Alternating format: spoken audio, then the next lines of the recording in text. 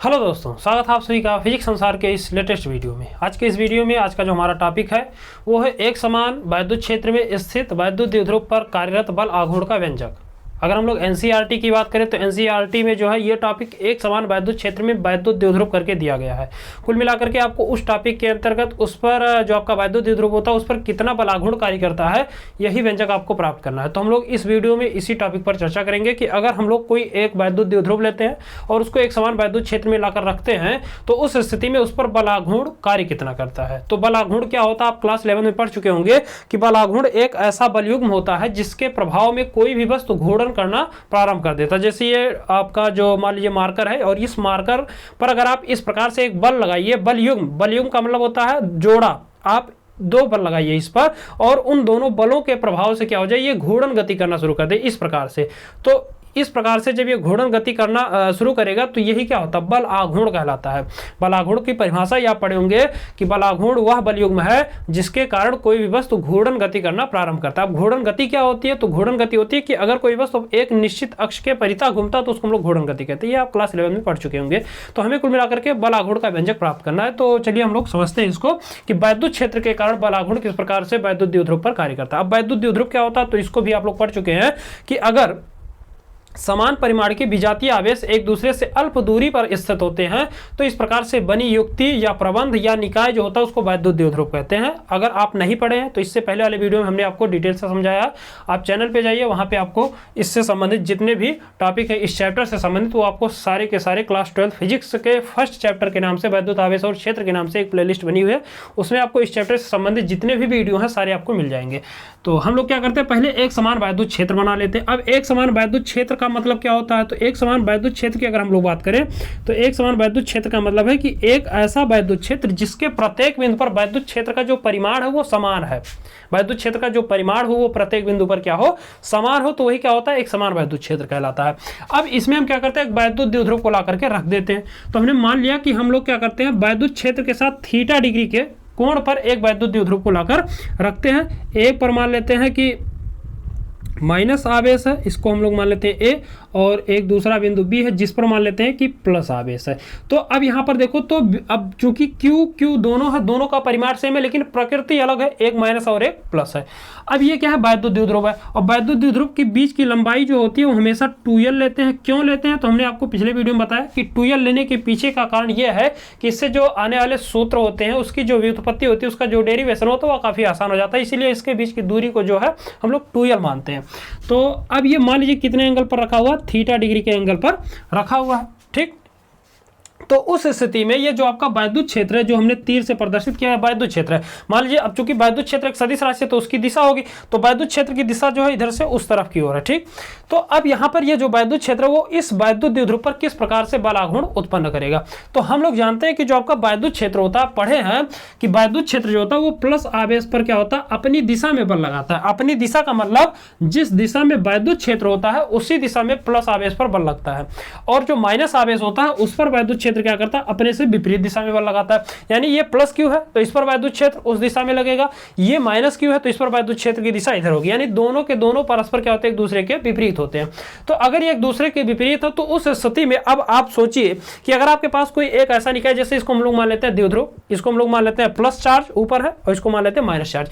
अब अगर हम क्या करें, प्लस को उधर की तरफ खींचे और माइनस को इधर की तरफ खींचे तो उस स्थिति में आप देखेंगे कि ये वस्तु क्या होगी, ऐसे घूर्णन करना शुरू कर देगी, अपने अक्ष पर क्या होगी, ये घूर्णन करना शुरू करेगी। अगर ये दोनों के दोनों बल क्या होते हैं, एक ही दिशा में होते हैं, तो उस स्थिति में वस्तु क्या होती है, रेखीय गति करती है। यानी दोनों पर अगर एक दिशा में बल लगता है उसी तरफ बल लगता है, इस पर भी प्लस इस पर भी प्लस, तो ये वस्तु क्या होती है, ऐसे रेखीय गति करती है। लेकिन ऐसा तो है नहीं, यहाँ पर है क्या कि ऊपर प्लस आवेश है, नीचे माइनस आवेश है। अब ऊपर वाले पर बल वैद्युत क्षेत्र क्या करेगा, अपनी दिशा में, जिस तरफ वैद्युत क्षेत्र उधर बल लगेगा, और माइनस वाले पर क्या करेगा, अपने से विपरीत दिशा में। तो अगर अपनी दिशा में ऊपर और नीचे माइनस विपरीत दिशा में, तो उस स्थिति में वस्तु क्या करेगा, रेखीय गति तो करेगा नहीं, ये क्या होगा, इस प्रकार से इसे घूर्णन गति करना शुरू करेगा और ये घूर्णन करते हुए इस प्रकार से आ जाएगा वैद्युत क्षेत्र के समांतर। और जब ये इस प्रकार से आ जाएगा तो उस स्थिति में ना तो ये इधर जाएगा ना तो इधर जाएगा। क्यों नहीं जाएगा? क्योंकि आवेशों का परिमाण समान है और वैद्युत क्षेत्र भी एक समान है। तो उस स्थिति में जितना बल उधर लगेगा उतना बल इधर लगेगा, तो उस स्थिति में इस पर जो टोटल परिणामी बल होगा वो 0 हो जाएगा। लेकिन अगर ये थीटा डिग्री पर है तो ये क्या होगा, मुख्य अक्ष के समांतर, ये वैद्युत क्षेत्र के समांतर आने तक क्या करेगा, घूर्णन गति करेगा। अब ये घूर्णन जो गति कर रहा है इस पर कितना बल कार्य कर रहा है जिसके कारण ये घूर्णन हो रहा है, उसी का परिमाण हमें ज्ञात करना है। ठीक, तो आई होप आपको ये समझ में आ गया होगा कि अगर प्लस क्षेत्र है तो उस पर प्लस वैद्युत क्षेत्र अपनी दिशा में बल लगाएगा और माइनस आवेश है तो उस पर अपने से विपरीत दिशा में बल लगाएगा। ठीक, तो इस कारण से ये वस्तु क्या होगी, ऐसे घूमते हुए इस प्रकार से हो जाएगी। तो अब ये इस प्रकार से होगी तो उस स्थिति में इसमें बल आघूर्ण उत्पन्न होगा और उसी का हमें क्या करना है, उसी का हमें व्यंजक जो है प्राप्त कर लेना है कि कितना बल आघूर्ण इस पर उत्पन्न होगा। ठीक, तो हम क्या करते हैं, पहले नोट्स अगर आपको बनाना है तो पहले हम वो सारी चीजें लिखते हैं जिससे आपको नोट्स बनाने में कोई समस्या ना हो। आप पेन कॉपी के साथ बैठिए और नोट्स अच्छे से बनाते रहिए। तो पहले हम क्या करते हैं, मान लेते हैं जो चीजें आवश्यक है उसको हम पहले लिखते हैं। यहां पर लिखेंगे माना एक समान वैद्युत क्षेत्र कैपिटल ई में एक वैद्युत द्विध्रुव ए बी रखा है। ए बी ऐसे लिख लेंगे, ए बी थीटा, या ऐसे लिखेंगे ए बी वैद्युत क्षेत्र ई के साथ थीटा डिग्री के कोण पर रखा है, जिसके बिंदु ए पर माइनस क्यू तथा बी पर प्लस क्यू आवेश स्थित है। ए पर जो है माइनस क्यू और बी पर क्या है, प्लस क्यू आवेश स्थित है। अब आगे लिखेंगे चूंकि वैद्युत क्षेत्र प्लस क्यू पर अपनी दिशा में बल लगाएगा तथा माइनस क्यू पर अपने से विपरीत दिशा में बल लगाता है। हम लोग अभी हमने बताया प्लस पर अपनी दिशा में और माइनस पर अपने से विपरीत दिशा में बल लगाता है। अतः द्विध्रुव पर एक बल आघूर्ण उत्पन्न होगा जो द्विध्रुव को वैद्युत क्षेत्र के समांतर लाने का प्रयास करेगा। अब यहां पर एक बल आघूर्ण उत्पन्न होगा और ये क्या करेगा, इसको वैद्युत क्षेत्र के समांतर लाने का प्रयास करेगा। अब आगे लिखेंगे चूंकि बल आघूर्ण जो होता है ये बराबर होता है बल गुणा बल की क्रिया रेखा के मध्य की लंबवत दूरी। जो बल आघूर्ण का फार्मूला आप क्लास 11 में पढ़े हैं वो होता है बल का मतलब चाहे प्लस पर आप बल ले लीजिए या माइनस आवेश पर ले लीजिए बल, किसी एक बल तथा उन दोनों बलों की जो क्रिया रेखा होती है उसके बीच की जो लंबवत दूरी होती है। अब बल की क्रिया रेखा क्या होती है उसको समझते हैं। तो हम लोग जानते हैं कि इस पर जो बल लगेगा बी पर, ये इसकी दिशा इधर हो जाएगी वैद्युत क्षेत्र की तरह, और इस पर जो बल लगेगा उसकी दिशा उससे जस्ट विपरीत की ओर होगी। ठीक, अब आप इसी बल की दिशा को क्या करिए, आगे और पीछे ऐसे बढ़ाइए। बल की दिशा के अनुदिश, यानी जिस तरफ बल है उसी दिशा के अनुदिश इसको आगे और पीछे बढ़ाइए तो जो प्राप्त रेखा होगी वही क्या होती है, बल की क्रिया रेखा होती है। और हमें इसकी लंबवत दूरी चाहिए, हाँ, यानी हमें ये दूरी चाहिए, ये दूरी हमें चाहिए कि ये दूरी जो है ये है कितनी, ये लंबाई। हमें ये लंबाई तो मालूम है लेकिन ये लंबाई हमें नहीं मालूम है। तो पहले हम बल ज्ञात कर लेते हैं। अब बल कैसे ज्ञात करेंगे, तो आगे लिखेंगे मुख्य सूत्र तो आपका हो गया कि बल आघूर्ण बराबर बल गुणे बल की क्रिया रेखा के बीच की लंबवत दूरी। अब आगे लिखेंगे चूंकि यहां पर लिखेंगे आवेश प्लस क्यू पर लगने वाला वैद्युत बल। अब प्लस के ऊपर कितना वैद्युत बल लगेगा वैद्युत क्षेत्र के कारण, तो आप वैद्युत क्षेत्र की तीव्रता का सूत्र पढ़ें कि E इक्वल टू होता है F अपान Q। तो यहां से F इक्वल टू निकालेंगे तो यह आएगा E इंटू Q के बराबर। आप वैद्युत क्षेत्र की तीव्रता पढ़ें बल बटा आवेश, तो यहां से अगर बल निकालेंगे तो इसका क्या होगा, इसका इधर गुणा हो जाएगा और ये आ जाएगा E इंटू Q। तो यहाँ पर Q पर लगने वाला जो बल होगा उसको हम लोग Q, अब Q प्लस Q क्या है, FB है, यहाँ से FB इज इक्वल टू आ जाएगा आपका E इंटू Q। इसको हम लोग बना लेंगे समीकरण नंबर 1। अब हम क्या करेंगे, बल तो हमें मिल गया, अब हम क्या करते हैं, बल की क्रिया रेखा के बीच की लंबवत दूरी ज्ञात कर लेते हैं। तो इसके लिए हम क्या करते हैं, इसको थोड़ा सा यहां पर आप देखिए, आप यहां पर देखिए एक त्रिभुज बनना ए बी, इसको नाम देते हैं ओ, यहां पर लिखेंगे त्रिभुज ए बी ओ से। अगर इस त्रिभुज को आप ध्यान से देखिए तो ये क्या है, एक जो है समकोण त्रिभुज, और समकोण त्रिभुज में आप पढ़े होंगे पाइथागोरस प्रमेय।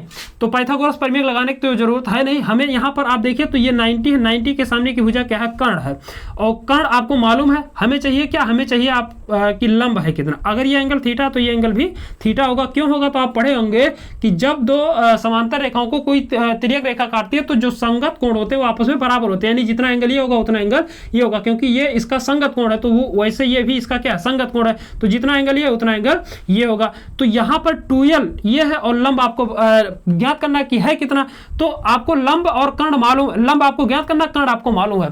तो आप एक त्रिकोणमितीय अनुपात पढ़े होंगे क्लास 10th में कि sin theta is equal to होता है आपका लंब बटा कर्ण। तो यहां से हमें चाहिए कि हमें लंब चाहिए, तो यहां से लंब बराबर क्या आ जाएगा, लंब बराबर हो जाएगा कर्ण इंटू साइन थीटा, और कर्ण का मान है कितना, तो कर्ण का मान है आपका द्विध्रुव की लंबाई जो कि 2l है। तो यहां से लंब क्या है, लंब आपका BO है, तो यहां से BO इज इक्वल टू हो जाएगा, कर्ण का मान है 2l साइन थीटा, और यही क्या है, यही है आपकी लंबवत दूरी। तो अब आप आगे लिखेंगे, अतः बल आघूर्ण को हम लोग टाउ से प्रदर्शित करते हैं। तो बल आघूर्ण बराबर बल, अब बल यहां पर कितना आया है, चाहे FB निकालो चाहे FA निकालो, यहां से FA निकाल लेंगे तो FA हो जाएगा आपका -Q इंटू ए, दोनों बलों का परिमाण सेम है। माइनस क्यों आया, माइनस चिन्ह बताता कि दिशाएं दोनों की विपरीत होंगी। तो यहां पर चाहे आप ये लिखिए चाहे वो लिखिए, बात एक ही है। तो यहां से आपका टाउ हो जाएगा आपका जो आपका FB, क्योंकि बल चाहिए तो FB का मान जो कि है आपका, यहां पर लिख लेते हैं FB इंटू BO क्या है, तो BO है आपकी क्रिया रेखा के बीच की लंबवत दूरी, जो कि सूत्र में बल की क्रिया रेखा के बीच की लंबवत दूरी। तो यहां से टाउ इज इक्वल टू हो जाएगा, FB का मान है आपका E इंटू Q, और BO का मान आप देखिए तो BO का मान हमने क्या निकाला, 2l साइन थीटा। ठीक, तो यहां से आपका हो जाएगा टाउ इक्वल टू, आप यहां से गुणा करिए तो E इंटू 2, Q का अंदर गुणा करेंगे 2QL इंटू साइन थीटा। अब यहां पर देखो तो 2QL आप इससे पहले पढ़े हैं, बल आघूर्ण होता है द्विध्रुव का। तो ये हम लोग जानते हैं कि चूंकि आपका P जो है वो बराबर होता है 2QL के, यानी द्विध्रुव आघूर्ण जो होता है वो आपका 2QL होता है। तो आप 2QL की जगह पे P लिख सकते हैं, यहाँ से टाउ इक्वल टू हो जाएगा E into P sine theta. तो मुख्य सूत्र आपको यहां से मिल गया कि बल आघूर्ण जो है वो कितना आ गया, E into P sine theta. अब इसका अगर सदिश रूप लिखें वेक्टर फॉर्म, तो यहां से इसका जो सदिश रूप होगा वो हो जाएगा आपका vector tau is equal to vector E cross vector P। तो ये हो जाएगा इसका सदिश रूप। तो आई होप आपको यहां तक की सारी चीजें अच्छे से समझ में आ गई होंगी। अब कुछ विशेष स्थितियां, विशेष कंडीशन, उसको हम लोग समझ लेते हैं। मुख्य सूत्र तो आपका ये हो गया। अब विशेष स्थिति क्या है, विशेष स्थिति नंबर 1 ये है कि यदि थीटा का मान क्या हो, 90 डिग्री हो, यदि थीटा क्या हो 90 डिग्री। अब थीटा का मान 90 का मतलब क्या है, यहाँ पर ये जो थीटा है ये आपका वैद्युत क्षेत्र और द्विध्रुव आघूर्ण के बीच की जो होता है कोण होता है। अब ये जो वैद्युत द्विध्रुव आघूर्ण है और जो आपका वैद्युत क्षेत्र, इसके बीच का एंगल थीटा है। तो यहाँ पर वैद्युत द्विध्रुव आघूर्ण भी एक सदिश राशि है, इसकी दिशा जो होती है वो माइनस से प्लस आवेश की ओर होती है। तो यहाँ पर वैद्युत द्विध्रुव आघूर्ण की दिशा ऊपर की ओर है और वैद्युत क्षेत्र की दिशा इधर की ओर है। तो इस स्थिति में थीटा का मान कितना होगा, 90 हो जाएगा। यानी वैद्युत क्षेत्र और द्विध्रुव आघूर्ण अगर परस्पर अभिलंबित होते हैं तो थीटा का मान क्या होगा, 90 होगा। तो उस स्थिति में जो बल आघूर्ण होगा वो हो जाएगा आपका E into P into sine 90। और हम लोग जानते हैं कि जो आपका साइन 90 होता है वो इक्वल टू होता है 1, साइन 90 मान 1 होता है। तो यहाँ से टाउ इक्वल टू हो जाएगा E इंटू P, और ये टाउ जो आएगा ये क्या आएगा, मैक्सिमम होगा। यानी अगर वैद्युत क्षेत्र और द्विध्रुव आघूर्ण परस्पर अभिलंबवत होता है, द्विध्रुव परस्पर अभिलंबवत होता है, तो उस स्थिति में जो टाउ होगा यानी जो बल आघूर्ण होगा वो सबसे अधिक होगा। और सेकंड कंडीशन ये है कि यदि थीटा इज इक्वल टू चाहे आपका 0 डिग्री हो या 180 डिग्री हो। अगर थीटा का मान 0 या 180, थीटा 0 कब होगा? जब आपका वैद्युत क्षेत्र और द्विध्रुव आघूर्ण दोनों की दिशा एक हो, तो थीटा का मान क्या हो जाएगा? 0 डिग्री हो जाएगा। और अगर वैद्युत क्षेत्र इधर है और द्विध्रुव आघूर्ण इधर है, तो उस स्थिति में थीटा क्या होगा? 180 होगा। तो हम दोनों स्थितियों में अगर यहाँ पर लिखें तो यहाँ से टाउ जो आएगा वो आपका हो जाएगा E into P into sine 180 या साइन 0। हम साइन 0 साइन 180 दोनों का मान जो होता है वो शून्य होता है, तो उस स्थिति में जो टाउ आएगा वो हो जाएगा E इंटू पी इंटू 0। क्यों? क्योंकि हम लोग जानते हैं कि साइन 180 जो होता है वो 0 होता है, साइन 180 मान 0 होता है, तो उस स्थिति में टाउ का जो मान आ जाएगा वो 0 आएगा। यानी उस स्थिति में जो बल आघूर्ण आएगा वो 0 हो जाएगा। ठीक, कब 0 होगा? जब वैद्युत क्षेत्र और द्विध्रुव आघूर्ण या द्विध्रुव परस्पर एक दूसरे के समांतर या परस्पर एक दूसरे के विपरीत हो तो 0 होगा। अगर परस्पर अभिलंबवत हो तो उस स्थिति में मैक्सिमम होगा। तो आई होप आपको यहाँ तक की सारी चीजें अच्छे से समझ में आ गई होंगी। अगर आपको सारी चीजें अच्छे से समझ में आ गई हो तो पहले आप एक इसका स्क्रीनशॉट लीजिए और एक अच्छा सा नोट्स तैयार कर लीजिए। जितनी भी नोट्स के लिए आवश्यक चीजें होती है वो सारी चीजें हमने यहाँ पर लिख दिया है।